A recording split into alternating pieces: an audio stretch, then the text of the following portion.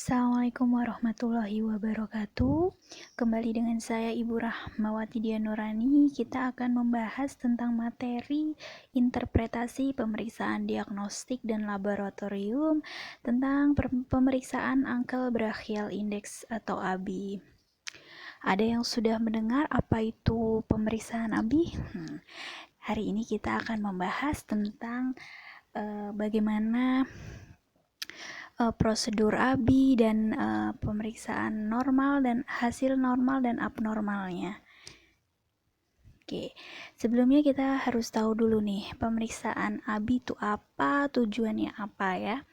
Pemeriksaan ABI merupakan suatu tes non-invasif dan cepat untuk menilai adanya risiko memiliki penyakit arteri. Jadi, ABI ini bukan suatu tes yang harus menggunakan pembedahan, namun tes yang memang seperti selayaknya pemeriksaan tensi. Oke, yang membedakan di sini kita akan membandingkan tekanan darah tertinggi yang diukur pada kaki atau ankle dan pada lengan atau brachialnya. Nah, untuk apa sih ABI sendiri? Nah, ABI sendiri untuk mengetahui nih, apakah pasien tersebut menderita penyakit arteri perifer, di mana suatu kondisi terjadi adanya penyempitan atau blok di pembuluh darah arteri lengan maupun kakinya. Dan ini biasanya kalau sudah terjadi penyakit arteri, memiliki resiko tinggi untuk mendapat serangan jantung, stroke maupun nyeri pada kaki. Faktor resiko pada penyakit arteri perifer ini biasanya usia lebih dari 50 tahun, perokok, diabetes, overweight, hipertensi, dan hiperkolesterolemia. Nah, indikasinya apa sih untuk pemeriksaan ABI? Indikasinya bisa dilakukan pada pasien yang mengalami luka pada kaki atau leg ulcer yang tidak kunjung sembuh, bisa lebih dari 12 minggu. Nah, pemeriksaan ABI sendiri ini biasanya digunakan di rumah sakit maupun di klinik-klinik perawatan luka untuk mengetahui penyakit atau luka diabetes. Jadi, sudah diberikan perawatan luka sama perawat, tapi kok tidak kunjung sembuh. Nah, perlu dicurigai apakah pembuluh darah arterinya masih berfungsi dengan baik atau jangan-jangan sudah. Kalau emang sudah terjadi nilai yang tidak normal pada hasil ABI-nya, nah itu biasanya akan sulit untuk disembuhkan meskipun sudah dilakukan perawatan luka yang sesuai prosedur. Kemudian bisa karena pasien datang dengan ulkus yang kambuhan, udah sempat sembuh nih, kok beberapa minggu muncul lagi. Nah, ini biasanya pasien-pasien yang DM ya. Kemudian pasien dengan luka yang semakin memburuk, sudah dikasih perawatan luka yang emang sudah sesuai prosedur, tapi kok hasilnya makin buruk. Nah, perlu dicurigai. Kemudian ulkus yang semakin meluas, lukanya semakin lebar. Nah, kontraindikasinya apa sih? ABI ini tidak bisa dilakukan pada pasien yang tidak bisa tidur terlentang, ya. Kemudian pasien yang memiliki jaringan nekrotik di bagian distalnya, nah itu tidak bisa karena sulit ya untuk jika sudah ada nanah nekrotik ya di bagian kakinya. Nah, gimana caranya kita untuk melakukan pemeriksaan ABI, sedangkan pemeriksaan ABI dilakukan nantinya di kaki. Nah, tidak bisa tidur terlentang karena pemeriksaan ABI seharusnya pasien dilakukan terlentang karena aliran darahnya agar sesuai ya dengan prosedur. Alat dan bahannya apa sih? Nah, kalian pasti sudah tahu yang namanya sphygmomanometer, sama ya seperti tensi yang kalian gunakan atau namanya tensi. Kemudian stetoskopnya ya. Nah, kemudian Doppler atau ultrasound gel atau kalau kalian searching namanya Doppler vaskuler ya nama alatnya, dan meja pemeriksaan ada gelnya ya. Nah, untuk pemeriksaan ABI sendiri dapat dilakukan di berbagai pembuluh darah ya, pembuluh darah arteri yang ada detak jantungnya. Detak jantung bisa diplantar, ya, denyut nadinya bisa denyut nadi diplantar, dorsalis pedis, anterior tibial, posterior tibial maupun poplite ya. Nah, ini biasanya yang memang ada denyut nadi. Nah, itu yang akan kita lakukan pemeriksaan. Cara pemeriksaannya bagaimana nih? Pertama, tentunya anjurkan pasien berbaring terlentang. Posisi kaki sama tinggi dengan posisi jantungnya.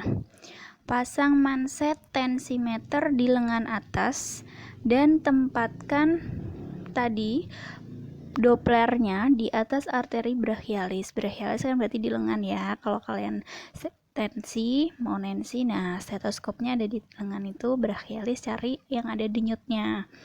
Kemudian dengan sudut 45 derajat. Kemudian palpasi nadi brachialis ya, kemudian pompa manset hingga 20 mm Hg di atas tekanan darah sistolik palpasi. Nah, kalian sudah tuh denyut seperti biasa kayak tensi sampai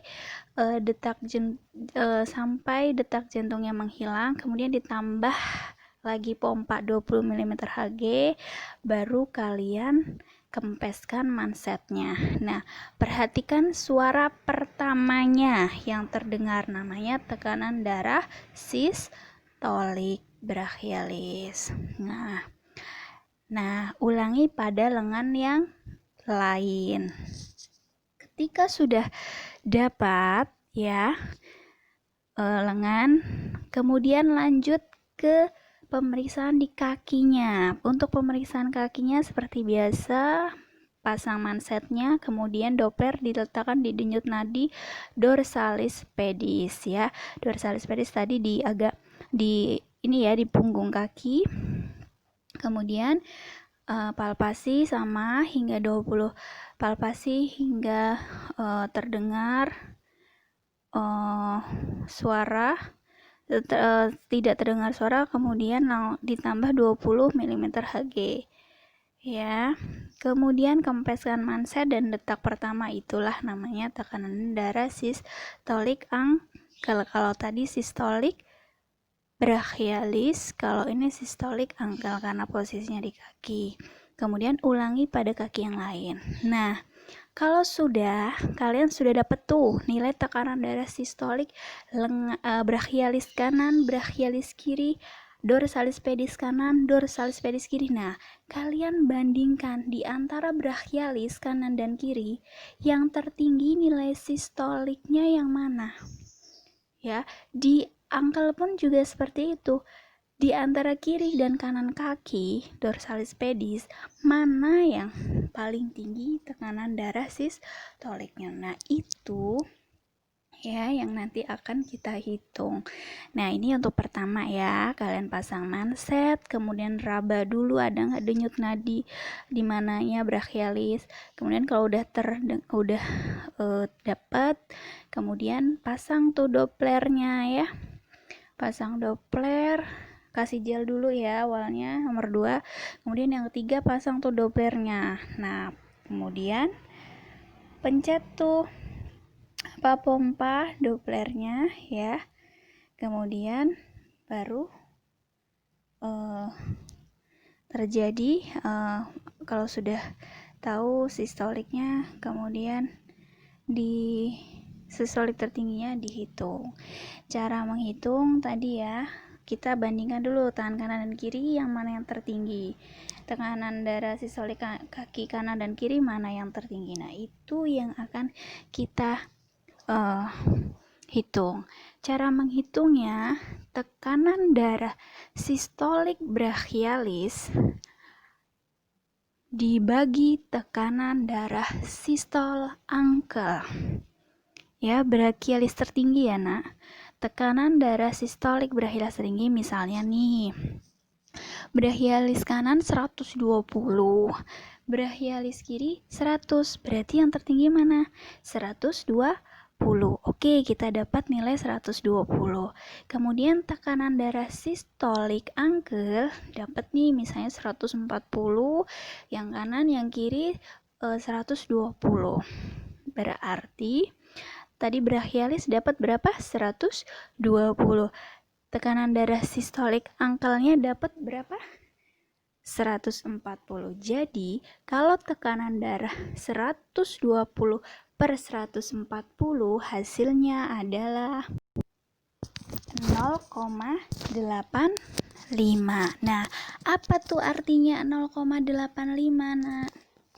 Nah, kalau 0,85 artinya dia itu adalah masuk ke interpretasi milk blokade. Artinya dia masuk ke stadium awal penyakit arteri perifer yang disarankan pengobatan atau perubahan gaya hidup. Jadi semakin tinggi nilainya, maka akan cenderung menunjukkan pembuluh darahnya kaku dan tidak akan dikompresi. Nah, kalau lebih dari 1,4 yang bahaya ya, dia sudah rigid arteri, artinya tadi sudah kaku pembuluh darahnya, mau dikasih dia pasti kalau luka dia tidak akan terasa. Coba sekarang kalian catat ya. Saya punya brachialis kanan 160, brachialis kiri 140. Kemudian dorsalis pedis kanan saya punya 120 ya, dan dorsalis pedis kiri 140.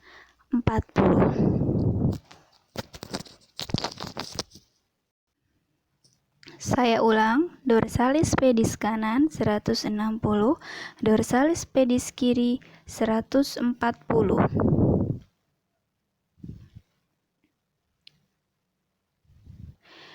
Kemudian angkel brachialis kanan 120 dan angkel brachialis kiri 140. Baik, saya ulangin kembali ya. Untuk brachialis kanan 160, brachialis kiri 140, dorsalis pedis kanan 120, dorsalis pedis kiri 140. Berapa hasil pemeriksaan AB-nya? Silakan. Betul, hasilnya adalah 1,1, yang artinya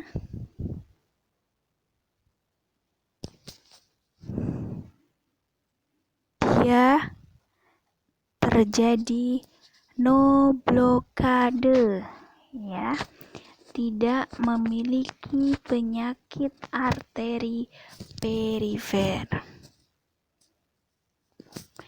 Oke, jadi normalnya adalah 1,0 sampai 1,4. Jelas sampai sini? Baik, kita akhiri untuk materi AB. Semoga kalian semua sudah cukup jelas. Nanti kita akan lanjutkan di praktikum laboratorium. Insya Allah sudah ada alat AB-nya nanti. Oke, saya akhiri. Sekian. Assalamualaikum warahmatullahi wabarakatuh.